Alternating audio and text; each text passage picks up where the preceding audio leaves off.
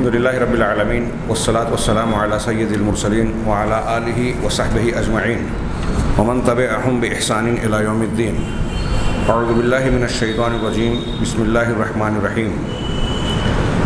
الم تر الی الذین خرجوا من دیارہم وهم الوف حذر الموت فقال لهم اللہ موتوا ثم احیاهم.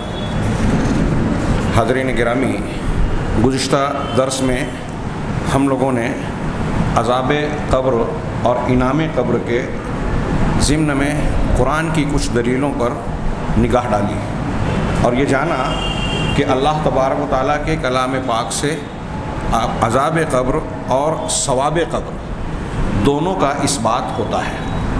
5 یا 6 قرآنی آیات کی تشریحات ہم نے جانی. اب اس کے بعد صاحب کتاب نے دوسرا ضمنی عنوان قائم کیا ہے کہ ادلۃ عذاب القبر و نعیمہ من السنۃ النبویہ. عذاب قبر اور نعمت قبر کی دلیلیں نبی کریم صلی اللہ علیہ وسلم کی سنت سے یعنی احادیث مبارکہ سے. چنانچہ کہتے ہیں کہ اگر آپ قبر کے عذاب اور قبر کی نعمت سے متعلق احادیث رسول کو کھنگالیں گے تو آپ پائیں گے کہ قرآن کریم نے عذاب قبر سے متعلق جو اجمالی اور اشارتی اور کہیں کہیں صراحت سے جو ذکر کیا ہے اس کی یہ حدیثیں تشریح اور تفسیر کرتی ہیں، اس کی وضاحت بیان فرماتی ہیں. چنانچہ انہوں نے کہا کہ عذاب قبر کی احادیث بہت ساری ہیں اور متواتر ہیں. میں نے اس سے پہلے بھی تواتر کا معنی بیان کیا ہے اور یہ بات اچھی طرح ذہن نشین رکھنی چاہیے، اس لیے کہ کچھ لوگ جو احادیث کا انکار کرتے ہیں وہ اس بنیاد پر اپنا مقدمہ قائم کرتے ہیں کہ یہ احادیث آحاد ہے، تواتر سے منقول نہیں ہے. قرآن ہم اس لیے مانتے ہیں کہ یہ تواتر کے ساتھ ہم تک پہنچا ہے. یہ بات صحیح ہے کہ قرآن جس درجے کے تواتر سے پہنچا ہے اس میں کوئی شک کی گنجائش نہیں ہے. اس کے بالمقابل احادیث سب کے سب ایسی نہیں ہیں، لیکن احادیث میں بھی ایک بڑی تعداد متواتر کی ہیں اور آحاد بھی جو ہیں تو اس کا مطلب یہ نہیں ہے کہ ان سے علم کا حصول نہیں ہوتا یا وہ ثابت شدہ نہیں ہیں. ہم جس حدیث کو محدثین کی اصطلاح میں اور محدثین جس حدیث کو صحیح کہتے ہیں تو یہ اچھی طرح دماغ میں رکھیے کہ وہ دنیا کی جتنی بھی تاریخی روایات ہیں جس کو لوگ مانتے ہیں ان کے بالمقابل زیادہ قابل اعتماد ہیں، ان میں زیادہ کڑی شرطیں موجود ہیں. اگر آپ کو ایک آدمی جو سچا ہے سکا ہے آ کر کہے کہ فلاں جگہ آگ لگی ہے، آپ اس کی بات کو تسلیم کرتے ہیں، پھر اس کے بعد دوسرا بھی آ کر کہہ رہا ہے، تیسرا بھی آ کر کہہ رہا ہے. پھر مزید یہ کہ اس آگ لگنے سے متعلق آپ کو کچھ قرائن بھی معلوم ہو رہے ہیں کہ ہم کو دور سے جس علاقے میں آگ لگنے کی بات کہی جا رہی ہے وہاں سے دھواں اٹھتا نظر آ رہا ہے، فائر بریگیڈ کی گھنٹی نظر آ رہی ہے جو اس بات کی علامت ہے کہ کہیں آگ لگی ہے اور لوگ فائر بریگیڈ والے آگ بجھانے کے لیے کوشش کریں. یہ قرینہ ہے اس بات کا کہ اس خبر میں صداقت ہے. کہ میں ایک خبر آپ جس پر اعتماد کر رہے ہیں، پھر اس کی تائید، پھر اس کی تائید، پھر اس کے قرائن، آپ احادیث رسول کو جو محدثین کرام نے صحیح اور قابل قبول ماننے کا جو درجہ اور جو شرائط مقرر کیے ہیں، اصول بنائے ہیں، وہ اصول و شرائط بھی اپنے گھر سے اپنے دماغ سے صرف نہیں پیدا کیے بلکہ قرآن و حدیث کی بنیاد پر ہی اس کو مستنبط کیا ہے اور اس متعین کیا ہے. تو اس طریقے سے اگر آپ جناب محمد رسول اللہ صلی اللہ علیہ وسلم کی احادیث صحیحہ اور ضعیفہ کے درمیان تفریق کرنے والے ضوابط کو سامنے رکھیں تو معلوم یہ ہوگا کہ ایک حدیث کو جس کو محدثین صحیح کہہ رہے ہیں اس کا رد کرنا کوئی آسان بات نہیں ہے. ہاں، آپ یہاں بیٹھے ہوئے ہیں، میں آپ کو دیکھ رہا ہوں، اگر کوئی کہے کہ نہیں یہ بیٹھے ہوئے نہیں ہیں تو یہ کہے گا کہ مکابرہ ہے، ہٹ دھرمی ہے. ایسے ہی اللہ کے نبی صلی اللہ علیہ وسلم، اب ایک کورٹ میں عدالت میں جج کے سامنے مقدمہ داخل کیا گیا، کسی جرم یا کسی چیز کے دعوے سے متعلق ثبوت، شواہد، گواہ پیش کیے گئے اور اس بنیاد پر جج فیصلہ کر رہا ہے. دنیا کا کاروبار ایسے ہی چل رہا ہے کہ کچھ ثبوت و شواہد سامنے آئے، اس کی بنیاد پر فیصلہ کیا جا رہا ہے کہ یہ فلاں چیز کا حق ہے یا انصاف کا تقاضا یہ ہے. تو یہ جو شہادت اور گواہی کی بنیاد پر کوئی چیز نتیجے پر پہنچتا ہے جج یا کوئی انسان یا کوئی پنچ، احادیث رسول کی قبولیت کا ضابطہ اس سے زیادہ کڑا ہے، شہادت اور گواہی سے زیادہ. اب اگر کوئی ان احادیث اور ان اصولوں کو رد کر رہا ہے تو وہ دنیا میں جتنے بھی عدالتوں میں یا پنچایتوں میں ثبوت و شواہد کا جو کاروبار چل رہا ہے ان سب کو اسے رد کر دینا چاہیے. کہ سارے ثبوت اور گواہیاں مل جانے کے باوجود کوئی بول دے کہ میں یہ نہیں مانتا تو اسے ہٹ دھرمی ہی کہا جائے گا۔ اب ایک طرف تو عام حدیثوں کی یہ بات میں کہہ رہا ہوں، اس میں بھی کچھ حدیثیں ہیں جو تواتر کے درجے کو پہنچی ہوئی ہے۔ اب اگر ان متواتر حدیثوں کو کوئی انکار کر رہا ہے، ان کا کوئی انکار کر رہا ہے، تو یہ بہت ہی شدید قسم کا عناد، ہٹ دھرمی اور تکذیب اور جھٹلانا ہے۔ قرآن کو ہم متواتر کہتے ہیں، ایسے ہی بہت ساری حدیثیں بھی متواتر ہیں، تواتر کے درجے میں کچھ کمی بیشی ہو سکتی ہے درجات میں۔ یہ احادیث عذاب قبر بھی جو ہے یہ کوئی 2 4 5 7 نہیں ہے، بہت سی ہیں، اور چند صحابہ اور چند تابعین سے مروی نہیں ہیں، بلکہ روات کی ایک اتنی بڑی تعداد جس کو ہم اصطلاح حدیث میں متواتر کہہ سکتے ہیں، جس کا جھٹلانا ایسے ہی ہے جیسے دن کے وقت کوئی سورج کے آسمان کے درمیان ہونے کے باوجود کہے کہ سورج نہیں ہے، ایسے ہی جھٹلانا ہے۔ چنانچہ کہہ رہے ہیں کہ حدیث عذاب قبر جو ہے نبی کریم صلی اللہ علیہ وسلم سے کثرت سے ہے اور تواتر کے ساتھ مروی ہیں۔ ان میں سے چند حدیثوں کا ذکر انہوں نے یہاں کیا۔ سب سے پہلی حدیث بخاری اور مسلم میں حضرت ابن عباس رضی اللہ تعالیٰ عنہ سے مروی ہے کہ نبی کریم صلی اللہ علیہ وسلم 2 قبروں کے پاس سے گزرے، مرہ بے قبرین، 2 قبروں کے پاس سے آپ کا گزر ہوا، فقال، آپ نے ارشاد فرمایا، انہما لیعذبان وما یعذبان فی کبیر، کہ یہ دونوں جو قبر والے ہیں، 2 قبروں جہاں سے میں گزر رہا ہوں، ان دونوں قبر والوں کو عذاب دیا جا رہا ہے، یہ عذاب میں مبتلا ہیں، اور کسی بڑی بات میں ان کو عذاب نہیں دیا جا رہا ہے۔ یہاں بڑی بات میں نہیں سے مطلب کیا ہے کہ ایسی بات کہ جس سے بچنا اور اس عذاب سے بچ جانا، اس سبب سے اپنے آپ کو بچا لینا آسان تھا، بڑا معاملہ نہیں تھا، بظاہر چھوٹی موٹی بات ہے۔ یہاں ان لوگوں کو بھی توجہ دینا چاہیے جو شریعت کے بہت سارے احکامات اور مسائل کو، دین کی باتوں کو ہلکا سمجھتے ہیں۔ ہاں، دین کی کوئی بھی بات یہ ذہن نشین رکھیں، ہمارے درس میں اگر یہ بھی مزاج بن جائے کہ دین کی کسی بات کو بھی، چاہے وہ ہم کو کتنی بھی معمولی نظر آئے، وہ معمولی نہیں ہے۔ امام مالک رحمہ اللہ سے کسی نے کچھ سوالات کیے، بعض کا جواب دیا اور بعض کے بارے میں کہا کہ میں نہیں جانتا۔ امام مالک رحمہ اللہ، جن کو امام مدینہ کہا جاتا تھا، امام دار الہجرہ کہا جاتا تھا، تو کہتے ہیں کہ میں نہیں جانتا، لا ادری۔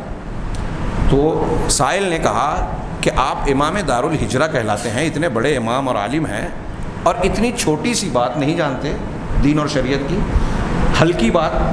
تو امام مالک رحمہ اللہ نے کہا کہ دین کی کوئی بات ہلکی، چھوٹی، معمولی نہیں ہے۔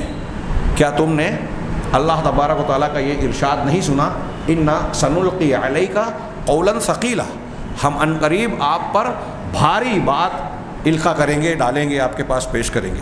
تو اللہ نے جو بات نبی کریم صلی اللہ علیہ وسلم کو بتائی وہ ساری باتیں بھاری ہیں، ہلکی نہیں ہیں، اور رب کی بات، نبی کی بات ہو تو وہ بٹن لگانے سے متعلق بھی اگر ہے تو ہمارے نزدیک دوسری چیزوں کے مقابلے میں سب سے زیادہ اہمیت کی حامل بات ہے، اس کے مقابلے میں جو بات بھی ہو۔ تو نبی کریم صلی اللہ علیہ وسلم نے کہا کہ یہ دونوں جس وجہ سے، جس معاملے میں عذاب دیے جا رہے ہیں، کوئی بہت بڑی بات نہیں تھی۔ اما احدہما فکان لا یستبرئ من البول، ان میں سے ایک وہ ہے جو پیشاب کے چھینٹوں سے بچتا نہیں تھا، پیشاب سے بچتا نہیں تھا، احتیاط نہیں برتتا تھا۔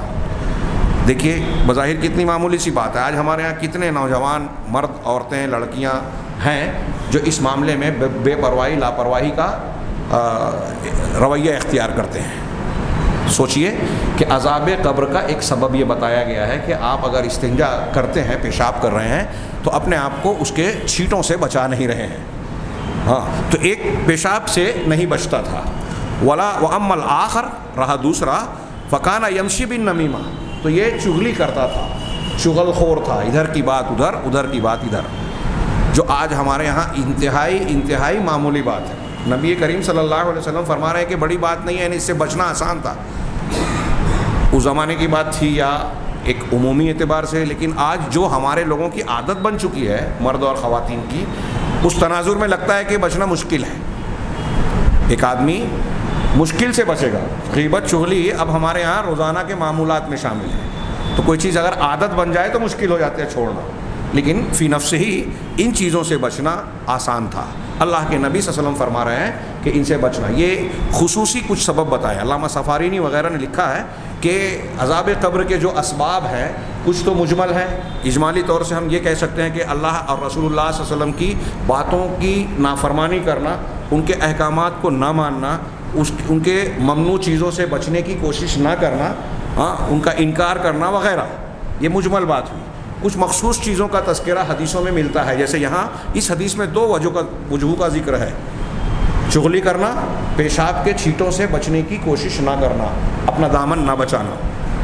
بعض روایتوں میں یہ بھی ہے کہ ایک آدمی اگر کسی پر ظلم ہوتا دیکھ رہا ہے، ہم آج اپنے ماحول پر غور کریں، کسی پر دیکھ رہے ہیں کہ ظلم کوئی کر رہا ہے، بہو پر ساس کر رہی ہے، سیٹ جو ہے وہ اپنے مزدور پر کر رہا ہے، مسجد کے ٹرسٹی امام اور مؤذن پر ظلم کر رہے ہیں، کوئی جماعت کا ذمہ دار کسی چھوٹے انسان پر کر رہا ہے، کوئی سیٹ کسی عالم پر کر رہا ہے. آپ دیکھ رہے ہیں کہ ظلم ہو رہا ہے، لیکن آپ خاموشی سے گزر جا رہے ہیں، جبکہ آپ کو طاقت ہے کہ آپ اس کو روک سکتے ہیں. بعض روایتوں میں عذاب قبر کی ایک وجہ یہ بھی بیان کی گئی ہے، اور بھی کئی وجوہات ہیں، میں نے صرف 1-2 کا اشارہ کیا. تو اللہ کے نبی صلی اللہ علیہ وسلم فرمایا کہ یہ 2 وجوہات سے ان دونوں کو عذاب ہو رہا ہے. ثم دعا بجریدۃ فشقها نصفین، پھر آپ نے 2 کھجور کی ٹہنیوں کو بلایا. بعض روایتوں میں بجریدۃ رطبہ، کہ تر و تازہ 2 ٹہنیوں کو منگایا. سیاق و سباق سے ایسا محسوس ہوتا ہے کہ ان 2 جو لوگوں کو عذاب قبر ہو رہا تھا وہ ایمان والے تھے. وجہ جو بیان کی گئی ہے، اگر وہ کافر مشرک ہوتے تو پھر تو بنیادی وجہ موجود تھی عذاب قبر کی، لیکن ان مضمون سے یہ اندازہ لگتا ہے کہ یہ اہل ایمان رہے ہوں گے.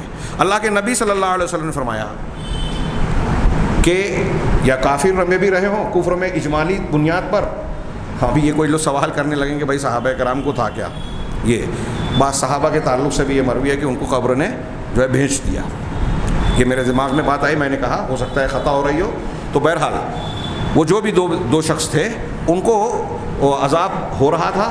آپ نے ایک تازہ شاخ خرما یعنی کھجور کی شاخ منگائی، فشقھا نصفین، ان کو 2 حصوں میں پھاڑ دیا، 2 ٹکڑے میں وہ ٹہنی کاٹ دی آپ نے، پھاڑ دی. پھر ان میں سے ہر ایک کو، یہاں اس روایت پہ نہیں، دوسری روایتوں میں یہ جملہ بھی موجود ہے کہ ان میں سے ایک ٹہنی کو ایک قبر پر آپ نے گاڑ دیا. فقال لعلہ یخفف عنہما ما لم ییبسا، کہ ہو سکتا ہے اللہ تبارک و تعالی ان دونوں سے عذاب قبر میں تخفیف فرمائے، کچھ ہلکا کر دے ہوئے، جب تک کہ یہ دونوں ٹہنیاں خشک نہ ہو جائیں. یہی وجہ ہے. اب اس حدیث سے پتہ چلا کہ نبی کریم صلی اللہ علیہ وسلم نے پہلے یہ کہ عذاب قبر کا اس بات ہو رہا ہے، اس کی 2 وجہوں کا بھی بیان ہو رہا ہے.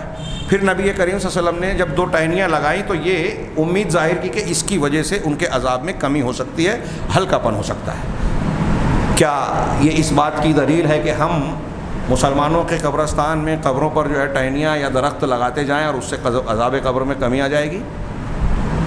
کچھ لوگ ہمارے یہاں اہل بدعت، قبوری لوگ، قبر پرست لوگ ایسا کرتے ہیں اور اس حدیث سے استدلال کرتے ہیں کہ ان پر جھاڑ درخت لگایا جائے، اس سے عذاب قبر نہیں ہوگا. اور پھر ان قبر والوں کو ایک طرف وہ پیر ولی اور نہ جانے کیا کیا بھی بولتے ہیں. تو جب ان پر آپ شاخ خرما یا درخت لگا رہے ہیں تو کیا آپ یہ مان رہے ہیں کہ ان کو بھی عذاب قبر ہو رہا ہے جہاں آپ لگا رہے ہیں؟ جیسے نبی کریم صلی اللہ علیہ وسلم کو پتہ چل گیا، کیا آپ کو بھی پتہ چل گیا کہ جس قبر پہ آپ درخت یا شاخ لگا رہے ہیں وہ بھی عذاب میں مبتلا ہے؟ نمبر 1. دوسرا یہ کہ نبی کریم صلی اللہ علیہ وسلم نے جو یہ عمل کیا، آپ کے ساتھ صحابہ بھی تھے، یا صحابہ کو بھی معلوم تھا، یہ حدیث جانتے تھے، تو صحابہ کرام نے یہ کتنا عمل کیا. آج تو مکہ اور مدینہ یا عرب دنیا میں جتنے بھی قبرستان ہوں، سارے قبروں پر جو ہے بھرپور باغات ہونے چاہیے تھے کہ کھجور لگے ہوئے ہوں، کھجور کے درخت، اور عذاب قبر سے بچاؤ کا ذریعہ بن گیا ہو. لیکن ہم دیکھتے ہیں کہ دوسروں نے یہ عمل نہیں کیا، نہ صحابہ نے، نہ تابعین نے، نہ آج اہل حق یہ کام کرتے ہیں، نہ اسے بتاتے ہیں. پتہ یہ چلا کہ یہ نبی کریم صلی اللہ علیہ وسلم کی خصوصیت تھی، اور اشارت النص اور سیاق و سباق حدیثوں کو ملا کر یہ معلوم ہوتا ہے کہ آپ نے گویا دعا کی، اور آپ کی دعا کی برکت سے اس شاخ خرما کے خشک ہونے تک ان کے عذاب میں تخفیف کی امید ظاہر کی گئی. دوسری حدیث جو حضرت زید بن ثابت رضی اللہ تعالیٰ عنہ سے مروی ہے کہ اللہ کے نبی وہ کہتے ہیں کہ بینما رسول اللہ صلی اللہ علیہ وسلم فی حائط لبنی النجار، کہ اس درمیان کہ نبی کریم صلی اللہ علیہ وسلم بنی النجار، یہ ایک قبیلہ تھا مدینہ کا، بنو نجار کی ایک چار دیواری میں تھے. ایسے باغ جن پہ دیوار لگے ہوں یا چوہدی گاڑ دی گئی ہو اس کو حائط کہتے تھے. حائط بمعنی دیوار ہوتا ہے, تو دیوار کے معنی میں ہوتا ہے. تو اللہ کے نبی صلی اللہ علیہ وسلم بنو نجار کی ایک چار دیواری میں تھے, علی بغلۃ لہو, اپنے ایک خچر پہ.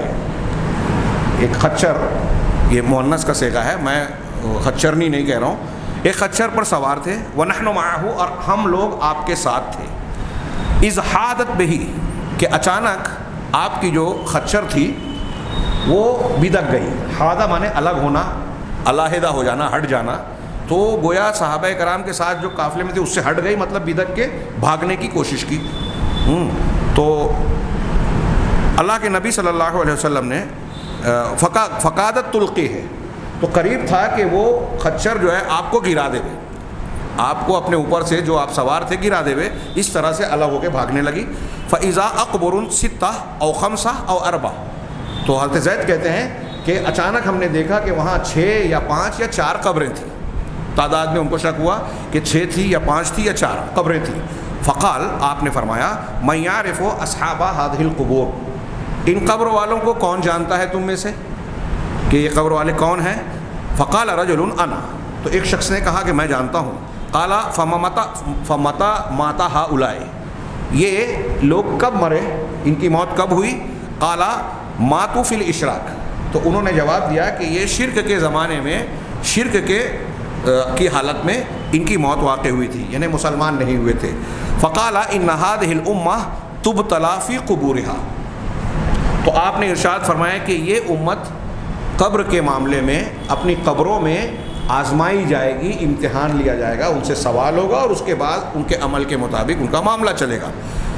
آگے آپ نے فرمایا فلولا اللہ تدافنوا, اگر ایسا نہیں ہوتا کہ تم مردوں کو دفن کرنا چھوڑ دو, لدعوت اللہ ان یسمعکم من عذاب القبر ما اسمع منہ, تو میں اللہ تبارک و تعالیٰ سے دعا کرتا کہ وہ تم کو عذاب قبر کی وہ چیخ و پکار اور آوازیں, یہ وضاحتاً کہہ رہا ہوں کہ وہ آوازیں اللہ تعالیٰ تم کو سنا دے جو میں سن رہا ہوں, ان آوازوں کا جو حصہ میں سنتا ہوں, اگر مجھے اس بات کا خوف نہ ہوتا کہ تم مردوں کو دفن کرنا چھوڑ دو گے تو میں تم کو وہ آوازیں اللہ سے دعا کرتا کہ سنا دے.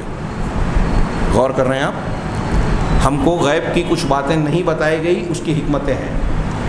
اس میں سے ایک حکمت یہ ہے جیسے یہاں بتایا گیا کہ عذاب قبر کی چیزیں اگر ہم دیکھ لیں سن لیں تو اپنے مردوں کو دفن کرنا چھوڑ دیں. آگے آئے گی بات کہ بہت ساری ایسی چیزیں جو غیبیات کی ہے جو ہم سمجھ نہیں پاتے اور اس کی بنیاد پر کچھ لوگ جو ہے انکار کر بیٹھتے ہیں. یہ اللہ کی حکمت ہے, ہمارا امتحان ہے. ایمان بالغیب اسی بنیاد پر طے ہوتا ہے کہ آپ بغیر دیکھے جن چیزوں کو مان رہے ہیں, اللہ اور رسول نے بتایا تو مانتے ہیں کہ نہیں مانتے.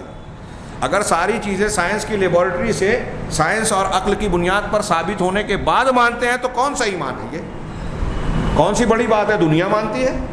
آئنسٹائن, نیوٹن اور فلاں نے جو تجربات کر کے دنیا کے سامنے پیش کیے اسے سب مانتے ہیں, اسے ماننا ایمان نہیں کہلاتا. نبی اور اللہ تبارک و تعالیٰ کی بات کو جو غیبیات سے متعلق ہے وہ ہم مانتے ہیں کہ یہ سچی خبر ہے, اللہ کی بات غلط نہیں ہو سکتی, نبی کریم صلی اللہ علیہ وسلم کوئی بات غلط بیان نہیں کر سکتے, ہم اس لیے مانتے ہیں چاہے ہماری عقل میں آئے نہ آئے, ہم اس کی توجیح کر پائیں نہ کر پائیں. یہی ایمان ہے. تو اگر ساری چیزیں کھل جاتی, لوگ دیکھ لیتے, سن لیتے, سمجھ لیتے, پھر مانتے, تو یہ امتحان کہاں رہتا؟ یہ اللہ تبارک و تعالیٰ پر ایمان لانے کی بنیاد کا رہتا. تو عذاب قبر کا معاملہ بھی انہی امور سے متعلق ہے. تو اللہ کے نبی صلی اللہ علیہ وسلم کا یہ فرمان ہے. یہ صحیح مسلم کی لمبی حدیث ہے, یہاں اتنا ہی نقل کر کے صاحب کتاب نے چھوڑا کیونکہ ہماری بحث سے متعلق اتنی بات ہے. آگے اور بھی حدیث ہے. آپ نے پھر لوگوں کو تعلیم دی کہ اسی حدیث کے آخر میں کہ تم اللہ تعالیٰ سے قبر کے عذاب سے پناہ مانگو. کئی چیزوں سے کہا اور پھر کہا کہ قبر کے عذاب سے بھی پناہ مانگو. تیسری حدیث جو انہوں نے نقل کی حضرت ابو ہریرہ رضی اللہ تعالیٰ عنہ سے مروی ہے. یہ صحیح مسلم کے حدیث کے الفاظ ہیں اور ایسی ہی حدیث تھوڑے سے الفاظ کے فرق ساتھ بخاری میں بھی ہے.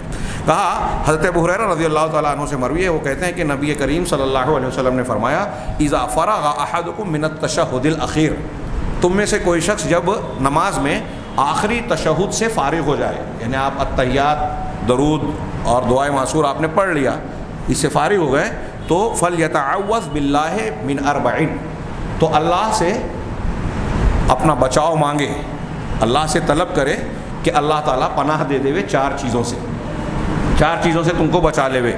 کن چار چیزوں سے؟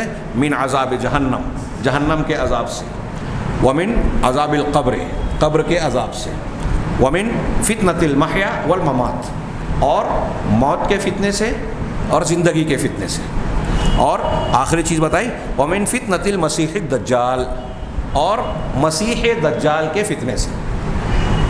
تشریح کرنے جائیں تو ایک ایک فتنے کے بارے میں تفصیل سے گفتگو کی جا سکتی ہے، لیکن ہمارا فی الحال وہ موضوع نہیں ہے. یہاں صرف یہ ذکر کرنا مقصود ہے کہ اس حدیث میں اللہ کے نبی صلی اللہ علیہ وسلم نے جن چار چیزوں سے پناہ مانگنے کی تعلیم دی اس میں سے ایک عذاب قبر ہے. اگر عذاب قبر کی حقیقت ہوتی ہی نہیں، یہ واقع ہی نہیں ہوتا، تو پھر اللہ کے نبی صلی اللہ علیہ وسلم اس سے بچنے کی دعا کیوں سکھاتے؟ اس سے بچنے کی دعا سکھا رہے ہیں، اس کا مطلب یہ ہے، یہ واقع ہوگا. ہاں، عذاب قبر عذاب جہنم کی طرح ثابت ہو رہا ہے اس حدیث سے بھی. اور بعض بخاری مسلم کی حدیثوں میں جو یہ حدیث ہے اسی معنی کی باقاعدہ دعا بھی موجود ہے. اللہم انی اعوذ بک من عذاب القبر وعذاب جہنم واعوذ بک من فتنۃ المسیح الدجال واعوذ بک من فتنۃ المحیا والممات اللہم انی اعوذ بک من المأثم والمغرم. یہ الفاظ اور اس سے ملتے جلتے الفاظ کئی حدیثوں میں دعا کے موجود ہیں، جس سے معلوم ہوا کہ جس طرح عذاب جہنم ثابت ہے قرآن و حدیث سے، ایسے ہی عذاب قبر بھی ہے.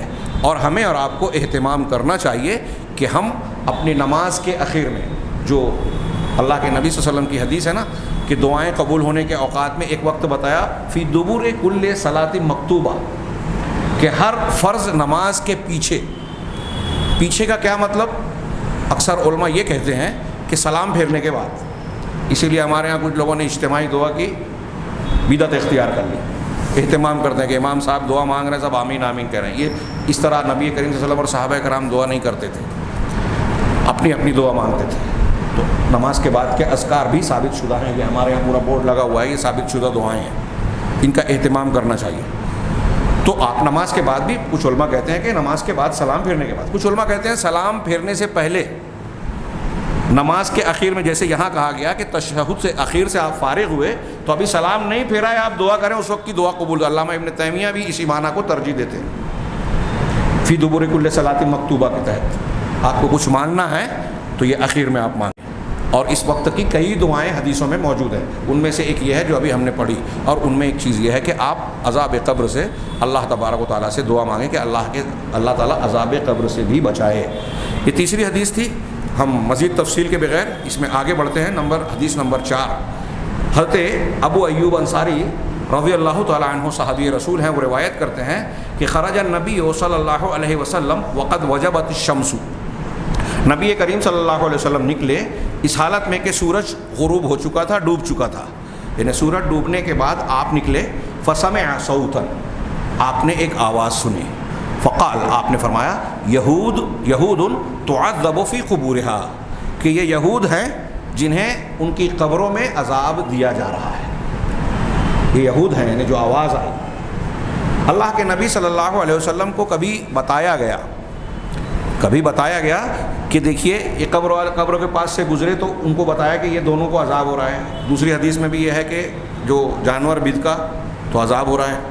اور ہم نے جو لمبی حدیث پڑھی ہے عذاب قبر سے متعلق کہ فرشتے آتے ہیں، روح نکالتے ہیں، اچھا آدمی ہوتا ہے تو اس کی کیا حالت ہوتی ہے، برا آدمی ہوتا ہے تو کہ اس سے پہلے وہ لمبی حدیث حضرت برا بن عازب کی گزر چکی. تو اس میں کہا گیا ہے کہ جب عذاب دیا جاتا ہے صاحب قبر کو تو وہ جو چلاتا ہے اس کی اس چیخ پکار کو انسان اور جن کے علاوہ سب لوگ سنتے ہیں.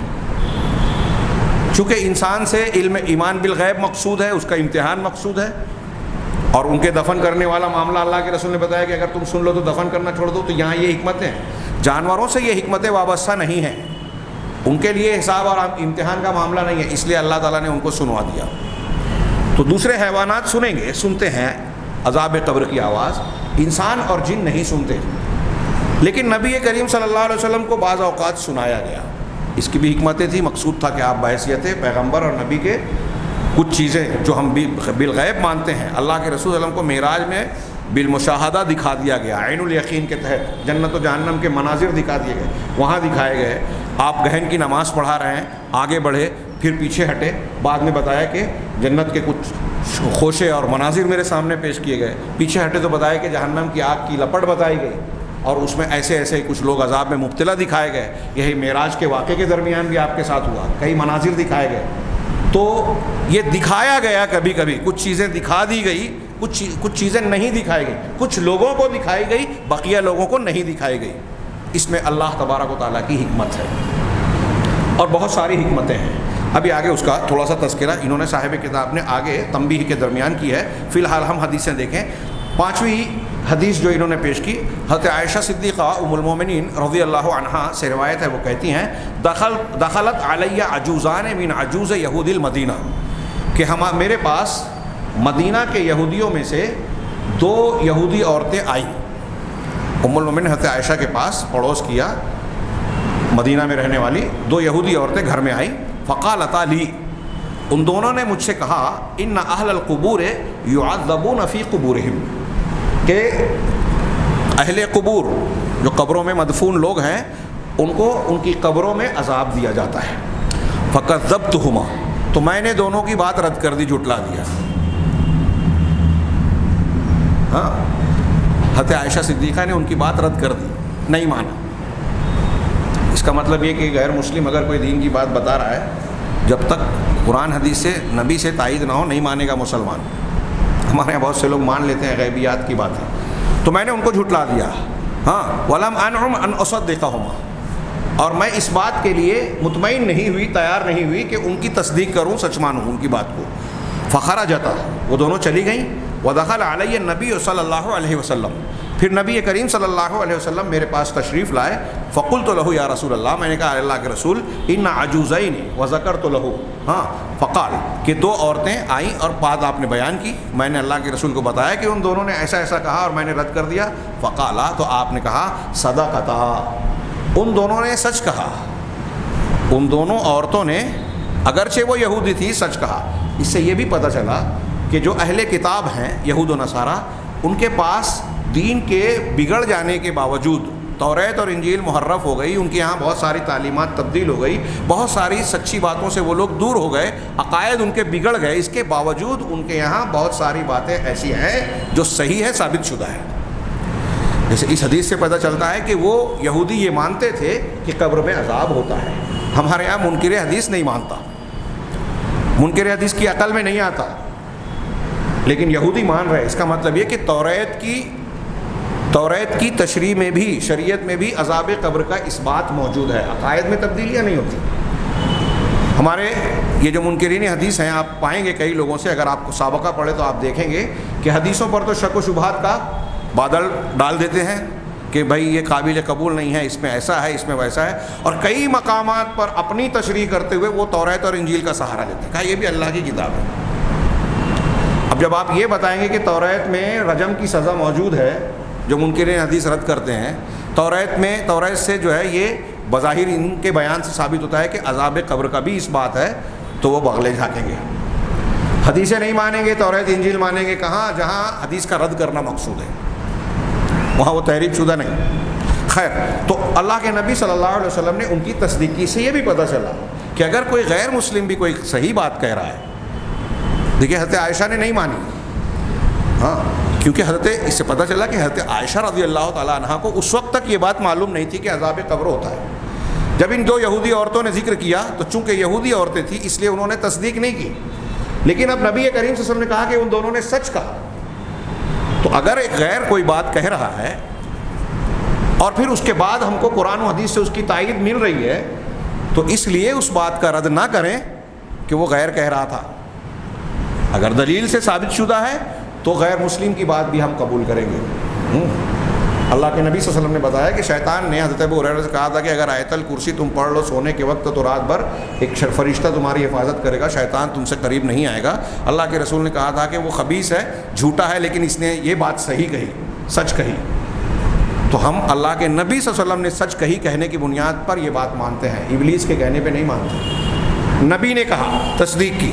ایسے ہی ان یہودیوں کی بنیاد پر نہیں، نبی کریم صلی اللہ علیہ وسلم نے تصدیق کی۔ انہم یعذبون عذابا تسمعہ البہائم کلھا، تو کہا کہ ان کو ایسا عذاب دیا جاتا ہے جنہیں سارے چوپائے اور جانور جس کی آواز سنتے ہیں.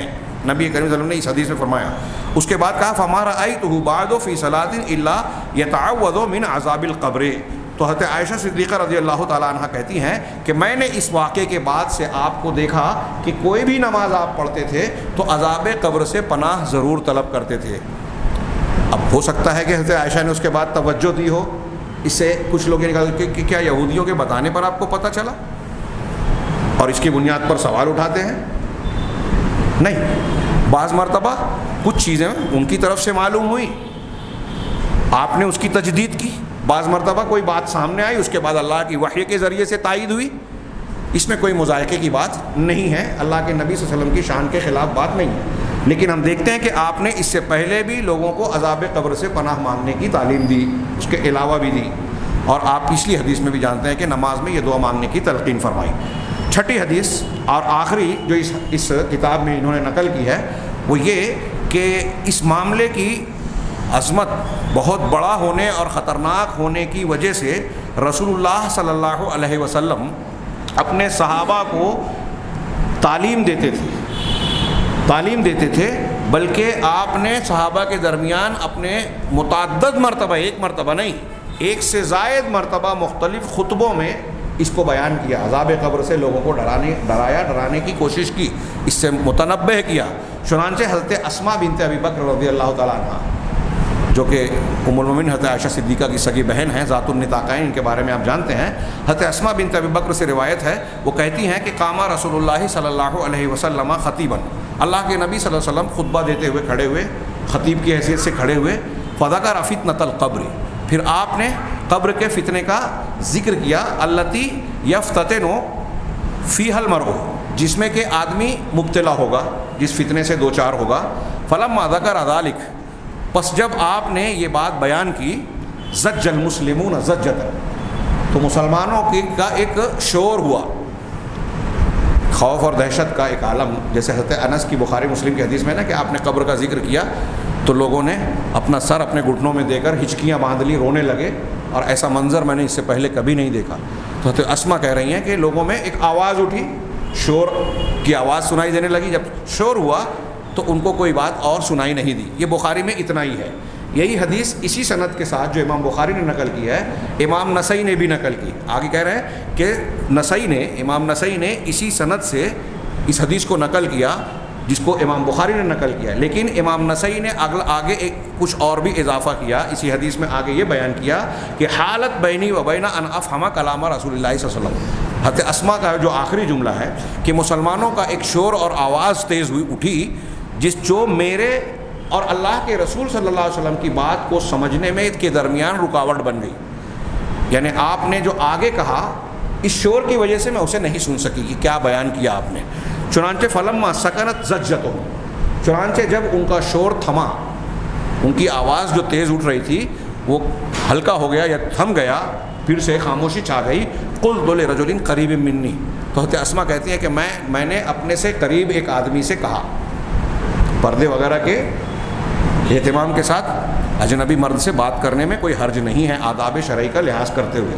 اور اس سے یہ بھی پتہ چلتا ہے کہ اللہ کے رسول خطبہ دے رہے ہیں تو مردوں کے ساتھ خواتین بھی ہیں. اب ہماری طرح اگر منزلہ نہیں ہے تو آگے پیچھے ہوتے تھے, مرد آگے عورتیں پیچھے.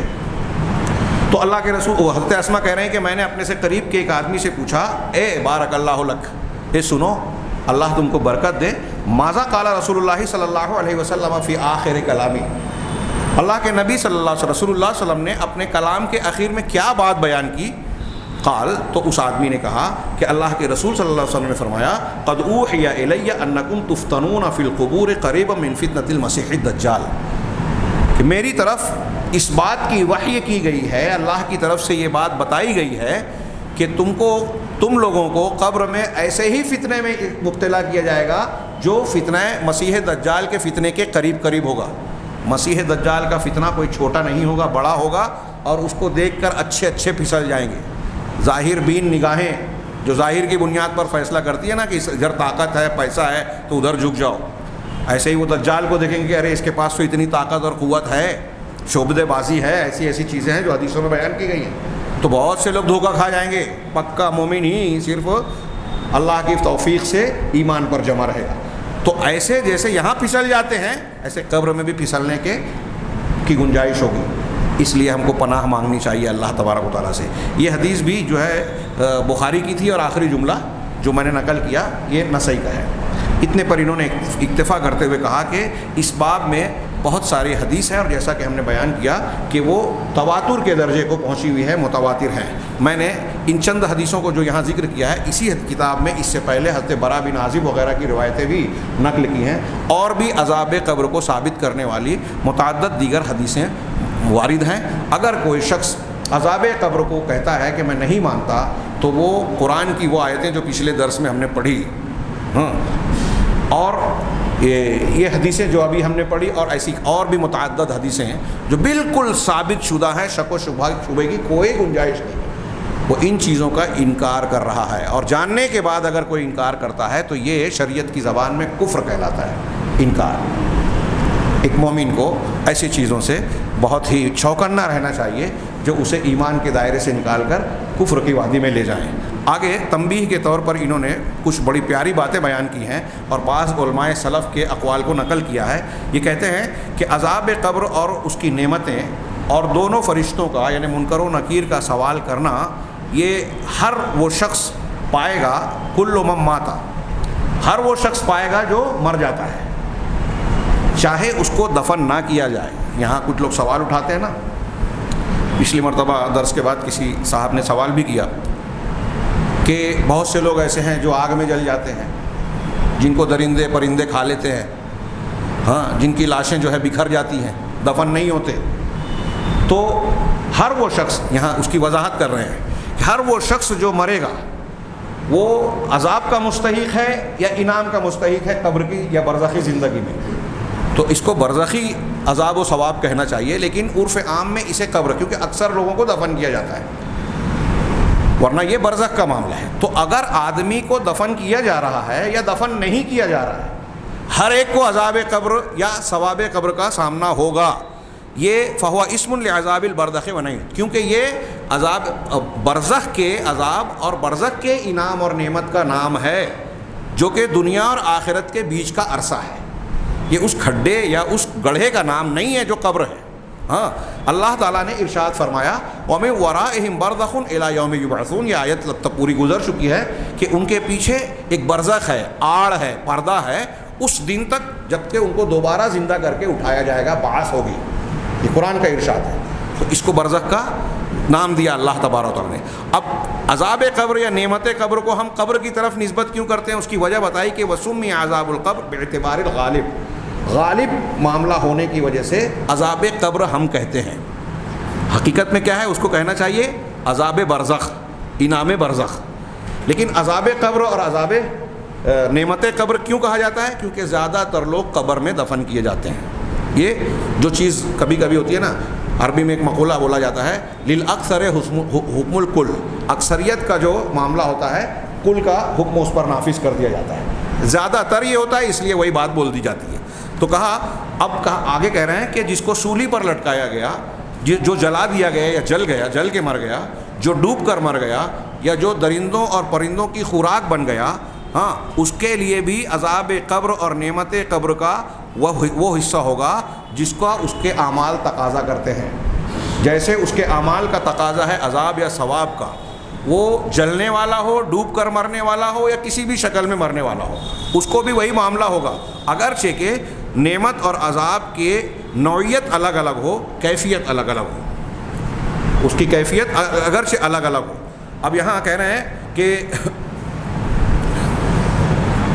حدیث میں یہ بات آئی ہے کہ بعض ابتدائی دور کے لوگوں نے بھی ایسا سمجھا تھا کہ جب کسی کا جسم آگ سے جل جاتا ہے یا سڑ گل کر مٹی ہو جاتا ہے، یہ ماضی میں بھی ایسا ہو چکا ہے کہ کچھ کو کوئی خیال ہوا، دل میں یہ بات آئی کہ اگر مجھ کو عذاب قبر سے بچنا ہے تو اس کی شکل یہ ہے کہ میرا جسم جل جائے، مٹی بن جائے، اور پھر پانی میں بہا دیا جائے، ہوا میں اڑا دیا جائے۔ تو یہ اسی کا ذکر کر رہے ہیں کہ یہ حدیث میں موجود ہے، بخاری مسلم وغیرہ کی حدیث میں واقعہ آپ بارہا سن چکے ہیں کہ کچھ بعض لوگوں نے یہ گمان کیا کہ اگر اس کا جسم آگ سے جل جائے گا اور راکھ بن جائے گا، اور اس کے بعض حصے کو سمندر میں بہا دیا جائے بعض حصے کو خشکی میں تیز ہوا میں اڑا دیا جائے، ہاں، تو وہ عذاب قبر سے نجات پا جائے گا.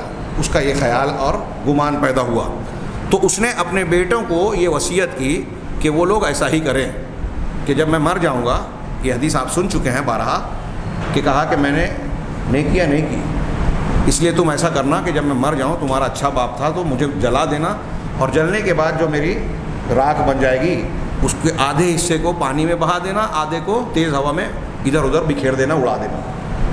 تو انہوں نے ایسا ہی کیا. فَأَمَرَ اللَّهُ الْبَحْرَ فَجَمَعَ مَا فِيهِ، اللہ کے رسول صلی اللہ علیہ وسلم نے بیان کیا ہے، یہ حدیث میں ہے کہ اللہ نے حکم دیا کہ سمندر کو، تو سمندر نے اس کے اجزاء کو اکٹھا کر دیا. اسی طرح خشکی اور ہوا کو حکم دیا کہ جو اجزاء اس کے جلے ہوئے ہوا میں بکھرے ہوئے ہیں اس کو وہ اکٹھا کر دے. پھر اللہ نے کہا قم، کھڑے ہو جا، زندہ ہو جا، اٹھ جا. فَإِذَا هُوَ قَائِمٌ بَيْنَ يَدَيِ اللَّهِ، تو وہ اللہ تعالیٰ کے سامنے اللہ کے روبرو کھڑا ہو گیا، زندہ ہو گیا. ہاں، فَسَأَلَهُ، تو اللہ تعالیٰ نے اس سے پوچھا مَا حَمَلَكَ عَلَى مَا فَعَلْتَ، تو نے جو یہ کام کیا، کس چیز نے تجھے ایسا کرنے پر ابھارا، کیوں تو نے ایسا کام کیا؟ تو آپ نے اس شخص نے جواب دیا خشیتک یا ربی، اے پروردگار تیری خشیت اور تیرا ڈر تھا، تیرے ڈر کی وجہ سے میں نے ایسا کیا. وَأَنْتَ أَعْلَمُ، اور تو خوب جانتا ہے کہ میں نے ایسا کیوں کیا، میرے دل میں کیا تھا، میں محض تیرے ڈر کی وجہ سے ایسا میں نے کیا. فغفر اللہ لہ، تو اللہ نے اس کو معاف کر دیا. یہ جو حدیث ہے یہ بخاری میں ہے اور مسلم میں موجود ہے.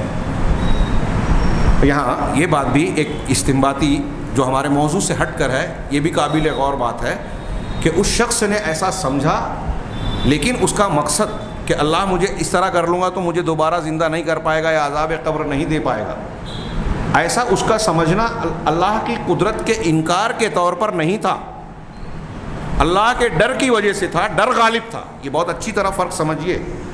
کیوں؟ اس لیے میں یہاں ایک مسئلہ، یہ بہت اہم بہت نازک مسئلہ سمجھانا چاہتا ہوں اسی کے حدیث کے حوالے سے، کہ بعض مرتبہ ایسا ہوتا ہے کہ کوئی چیز، کوئی عمل، کوئی قول ہمیں کفر کا نظر آتا ہے کہ اگر کوئی کرے گا تو وہ کافر ہو جائے گا، لیکن کرنے والا واقعی کافر ہو ایسا ضروری نہیں. اگر میں آپ سے سوال کروں یا کوئی انسان یہ کہے کہ اللہ تبارک و تعالیٰ مردے کو پھر سے زندہ کرنے پر قادر نہیں ہے، کوئی اگر ایسا کہے، ایسا عقیدہ رکھے، تو اس کے بارے میں کیا فتویٰ ہے؟ تو بلا کسی تردد کے یہ فتویٰ دیا جائے گا کہ وہ کافر ہے، کہ اللہ ہر چیز پر قادر ہے. یہ ہمارے عقیدے کا حصہ ہے.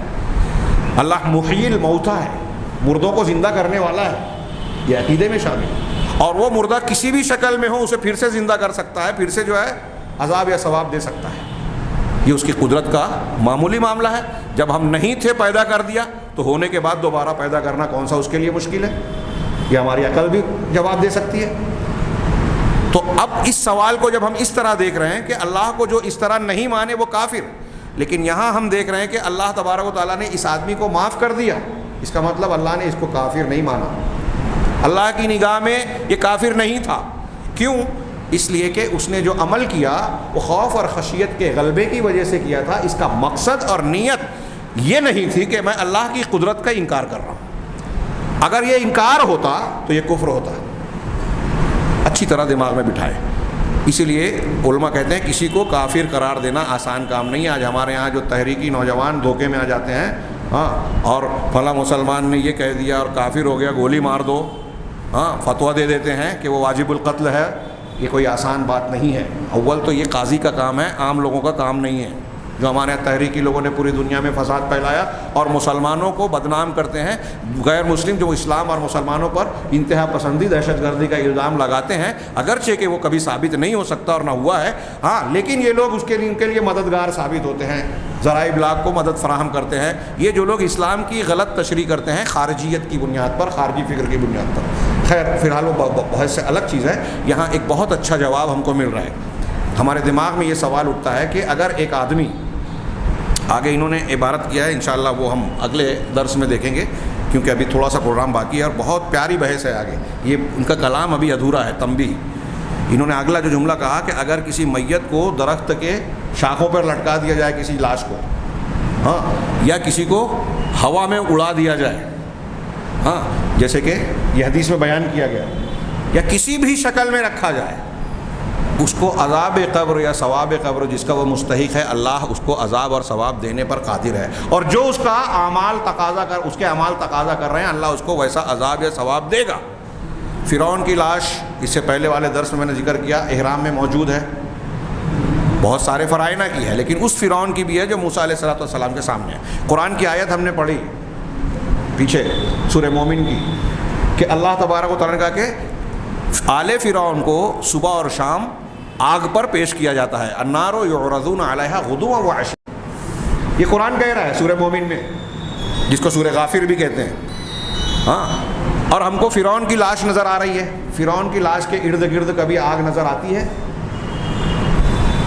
نہیں نظر آتی۔ ایک آدمی یہ سوال کرتا ہے کہ بھائی آپ کہتے ہو کہ آگ ہے، آگے انشاءاللہ اگلے ہفتے آئے گی، بڑی پیاری بحث ہے اور سمجھنے والی، کہ ایک ہی قبر کے اندر ایک ایسا آدمی دفن کیا گیا، ہم دیکھتے ہیں قبریں پلٹائی جاتی نا، تو ایک ہی قبر کے اندر ایک ایسا آدمی دفن کیا گیا جو عذاب کا مستحق ہے، اسی قبر کے اندر ایک دوسرا آدمی دفن کیا جا رہا ہے جو ثواب کا مستحق ہے۔ اب اللہ کے رسول نے فرمایا کہ ایک مومن کے لیے اس کی قبر روضۃ من ریاض الجنہ، جنت کی کیاریوں میں سے ایک کیاری بن جاتی ہے، سرسبز و شاداب ہو جاتی ہے، اور ایک آدمی کے لیے وہ حفرۃ من حفر النار، جہنم کے آگ کے گڑھوں میں سے ایک گڑھا بن جاتا ہے۔ اب ایک ہی قبر کے اندر ایک آگ کا گڑھا بھی ہے اور روضۃ من ریاض الجنہ، جنت کی کیاری بھی ہے۔ کیسے؟ یہ اللہ کی قدرت، اس لیے کہ برزخی جو معاملہ ہے وہ غیب کا معاملہ ہے۔ برزخ میں جو آگ ہے، برزخ میں جو سرسبزی ہے، کھیتی ہے یا باغات ہیں، وہ دنیا کی آگ، دنیا کی کھیتیوں کی طرح نہیں ہے۔ اب اللہ تبارک و تعالیٰ نے ایک صاحب قبر کے لیے اس کی زمین، نیچے کی زمین، دائیں بائیں کی زمین کو انتہائی شدید آگ بنا دیا، لیکن ہم جب گڑھا کھود کے اس کو چھو رہے تو ہمیں نارمل نظر آ رہی ہے۔ ایسا کوئی کیا اللہ کی قدرت سے بعید بات ہے؟ یہ تو قبر کا معاملہ ہے، غیب کا، ہم ظاہر میں دیکھتے ہیں۔ ابھی ہمارے سامنے یہ بجلی کا یہ کے اثر سے جو ہے لائٹ جل رہا ہے، تار جل رہا ہے، اب کچھ تار کو ہم کھلا چھوڑ دیں جس میں کرنٹ گیا ہوا ہے، آپ ریلوے ٹریک پر جائیں جو بامبے وغیرہ میں لوکل چلتی ہے، مثال ایک دے رہا ہوں سمجھانے کے لیے، تو اس میں جو تار سے بجلی کے کرنٹ سے ریلوے چل رہی ہے، اس میں کتنا زبردست طاقت اور وولٹ ہے، اگر ایک آدمی چھوئے تو وہیں کے وہیں کھڑا رہ جائے۔ اور ایسے ابھی مناظر آئے تھے کہ بھائی ایک آدمی سفر کر رہا تھا، ٹچ ہوا اور وہاں کوئلہ بن گیا، لیکن ہم دیکھتے ہیں بعض پرندے اس پر بیٹھ رہے ہیں، کچھ نہیں ہو رہا ہے۔ میں نے دیکھا کووں کو، وی ٹی اسٹیشن پہ ٹرین کے منتظر تھے، کوے بیٹھ رہے ہیں اسی تار پہ، انہیں کچھ نہیں ہو رہا ہے۔ اب آپ کسی سائنس والے سے پوچھیں تو اس کی وہ وجہ بتائیں گے کہ ان کے پیروں میں ایسی چیز ہوتی ہے، ارتھنگ کا معاملہ یوں ہوتا ہے، اس لیے ایسا آدمی جب اس پر اس کو چھوئے گا تو کرنٹ نہیں لگے گا۔ بعض حالات میں آپ کو زمین سے ٹچنگ نہیں اور آپ کوئی وائرس چھوتے ہیں تو آپ کو کرنٹ مارتا ہے، لیکن ارتھنگ مل جاتی ہے تو کرنٹ نہیں ہوتا، وہ کرنٹ نظر آتا ہے ہمیں، تار کے اندر سے بجلی جو گزری ہے نظر آ رہی ہے، لیکن آپ چھوتے ہیں تو محسوس کرتے ہیں، سونے کی حالت میں محسوس کرتے ہیں۔ آپ اس کو اس طرح بھی سوچ سکتے ہیں کہ بھائی ہم نارمل ہیں، ابھی آپ لوگ بیٹھے ہوئے ہیں، ہم لوگ بیٹھے ہوئے ہیں، ہم کو کوئی تکلیف نہیں ہوتی ہے، لیکن اچانک ایک آدمی کو تکلیف ہونے لگتی ہے اور وہ بولتا ہے کہ مجھے جب ایسا لگ رہا ہے کہ پورے بدن میں جیسے میرے آگ چل رہی ہے بخار کی شدت کے ذریعے سے، یا میری نسیں پھٹ رہی ہیں۔ کیسے کیا ہوتا ہے؟ جب ڈاکٹر کے پاس جا کے چیک اپ کیا جائے، لیبارٹری چیک اپ کیا جائے تو پتہ چلتا ہے کہ خون میں فلاں جز بڑھ گیا ہے، اس کی وجہ سے ان کو ایسا محسوس ہو رہا ہے، پلیٹلیٹ زیادہ ہو گیا ہے اس لیے بدن میں درد ہو رہا ہے۔ تو اب یہاں سوچئے کہ ہمارے سامنے اللہ تعالیٰ بیماری دے رہا ہے اس دنیا کے اندر، تو بیماری کے ابھی ہم نارمل ہیں، کوئی تکلیف نہیں ہے، لیکن جب ہمارے جسم میں کوئی بیماری کا جراثیم بڑھ گیا تو اس جراثیم کی بنیاد پر ہم ایک تکلیف محسوس کرتے ہیں۔ جیسی بیماری کینسر کے اجزاء ہیں، وائرس ہے، HIV کے وائرس ہے، تو اس کے حساب سے تکلیف محسوس کرتے ہیں۔ کیا اللہ تبارک و تعالیٰ مردے کے سلسلے میں اس بات پر قادر نہیں ہے کہ بھائی کہا گیا کہ عذاب قبر والے کو سانپ ڈسے گا تو زہر کے انجیکٹ ہونے سے اللہ تعالیٰ جو تکلیف دیتا ہے ہمارا خون اسے ایکسیپٹ نہیں کرتا، اور زہر کی وجہ سے تکلیف جو محسوس کرتے ہیں، کیا اللہ تبارک و تعالیٰ وہی زہر ہمارے جسم کے اندر بڑی مقدار میں ڈال دے؟ جیسے جراثیم پیدا ہو جا رہے ہیں، کینسر ہو جا رہا ہے، HIV آ رہا ہے، کورونا آ رہا ہے، تو کورونا وائرس ہمیں نظر نہیں آ رہا ہے، داخل ہو رہا ہے، جلن ہو رہی ہے، پھیپھڑے میں گیا، سانس میں تکلیف ہو رہی ہے، جیسا کہ لوگ بیان کرتے ہیں، تو اللہ تبارک و تعالیٰ قبر میں اس طرح کا کام نہیں کر سکتا؟ یہ عذاب قبر کی توجیہ اس معنی میں نہیں کر رہا ہوں کہ ایسا ہی ہوتا ہے، یہ ان لوگوں کا جواب دے رہا ہوں جو لوگ کہتے ہیں کہ عقل میں نہیں آتی، ہمیں دکھائی نہیں دیتا، ہم کو تو دکھ رہا ہے زمین نارمل ہے، پھر ایک آدمی کے لیے جل کیسے رہی ہے، ایک آدمی کے لیے نارمل کیسے ہے؟ اس ہوا میں جہاں ہم نارمل بیٹھے ہیں، ایک آدمی آ کے دمے کا مریض بیٹھتا ہے، اس کی سانسیں اکھڑنے لگتی ہیں کہ یہاں اس کو گھٹن ہو رہی ہے، بولتے ہیں باہر لے جاؤ، تو نارمل آدمی آسانی سے بیٹھا سانس لے رہا ہے، لیکن دمے کا مریض یہاں سانس نہیں لے پا رہا۔ تو ایک ہی کھڈے میں، ایک ہی گڑھے میں اللہ تبارک تعالیٰ ایک کے لیے الگ کیفیت اور ایک کے لیے اس کے بالکل برعکس کیفیت پیدا کرنے پہ قادر کیوں نہیں ہے؟ تو بہرحال یہ جو فرعون کی لاش ہم دیکھ رہے ہیں وہ عذاب میں مبتلا ہے، قرآن کہہ رہا ہے ہمیں نارمل دکھائی دے رہی ہے، یہ بہت بڑی دلیل بنتی ہے۔ انشاءاللہ اس سلسلے کی اور کچھ باتیں اور عذاب قبر کے انکار کرنے والوں کے بعض شبہات اور اس کا ازالہ یہ اگلے درس میں انشاءاللہ بیان کریں گے، اور یہاں یہ بحث ختم ہو جائے گی، اس کے بعد والے درس میں انشاءاللہ قیامت کبریٰ کا بیان ہوگا۔ اللہ تعالیٰ سے دعا ہے کہ وہ ہمیں صحیح علم اور صحیح ایمان کو اختیار کرنے کی توفیق عطا فرمائے اور اس کی برکت سے دنیا اور آخرت میں کامیابیوں سے نوازے، ہر قسم کے فتنے اور عذاب سے ہم کو محفوظ رکھے۔ وآخر دعوانا ان الحمد للہ رب العالمین۔